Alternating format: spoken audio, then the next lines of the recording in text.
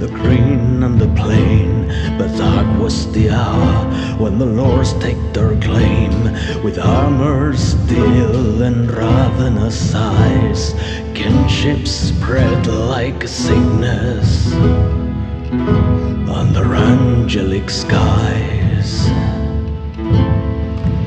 Oh, beware of the crown of fever thorn, for it rips in the mind as fields are shorn.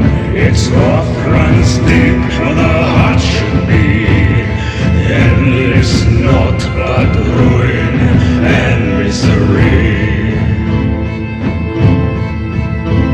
The halls of castles were warm and wide, but now they are cold where the monarchs stride.